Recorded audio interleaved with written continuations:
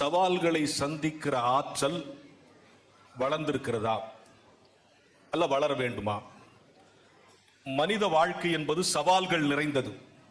அந்த சவால்களை கொஞ்சம் கொஞ்சமாக சந்தித்து சந்தித்து அனுபவங்களால், அறிவால், படிப்பால், கல்வியால், பட்டறிவால், மூத்தோர் மொழியால் அனுபவங்களை கடந்து கடந்து வந்து சவால்களை கடந்து வந்ததுதான் மனித வாழ்க்கை. ஆதி மனிதன் விலங்குகளை பிடித்து பச்சையா தின்னுட்டு வாழ்த்துட்டு இருந்தான் இல்லையா? அப்படி ஒரு விலங்கை துரத்திட்டு ஒரு மனிதன் ஓடுறான். மனிதன் உண்டு விடுவானே என்று விலங்கு அவனுக்கு பயந்து ஓடி மரங்களுக்கு இடையே புகுந்து ஓடும்போது 2 மரம் உரசி நெருப்பு வருது. அப்பதான் மனுஷன் முதல்ல நெருப்பை பார்க்கறான். அப்படியே நிக்கிறான், நெருப்பை பார்க்கறான். ஆச்சரியமா இருக்கு. நெருப்பு அணைஞ்ச உடனே வழக்கம் போல அந்த மிருகத்தை சாப்பிடுறதுக்கு தொடறான். அது வரைக்கும் அனுபவிக்காத சூடு, ஏன்னா நெருப்புல எரிஞ்சிருக்கு சூடு. சுட்ட உடனே டக்குன்னு வாயில கை வைக்கிறான். அது வரைக்கும் பச்சையா சாப்பிட்ட மாமிசம் இப்ப வெந்திருக்கு. அப்பதான் ஒரு முடிவுக்கு வரான், இனிமே எல்லா மிருகங்களையும் வேக வைத்து சாப்பிட வேண்டும்.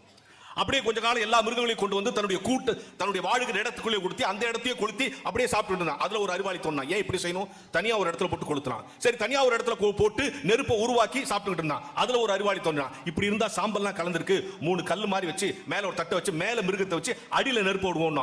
அப்படிதான் இந்த நாட்டில் அடுப்பு உருவாச்சு. அப்படி மிக்சி அவன் வரைக்கும் இன்னைக்கு வந்துட்டோம். இப்படி வாழ்க்கையில் படிப்படியாக மனிதன் வளர்ந்து கொண்டே இருந்தான்.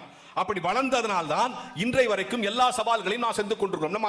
நம்ம எல்லாருக்கும் தெரிஞ்சது, அண்மையில நம்ம சந்திச்ச சவால் எல்லாருக்கும் தெரியும், கொரோனா இல்லையா? இந்த கொரோனால இந்த லாக்டவுனை கூட எவ்வளவு வேணா பொறுத்துக்கலாம்.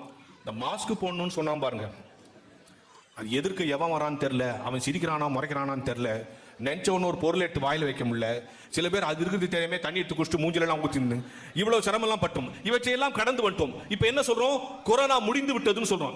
நாங்க சொல்லவா கொரோனா முடிந்து விட்டது என்று சொல்லக்கூடாது. அப்படி சொன்னா அதுல மனிதனுடைய சவால் தெரியாது.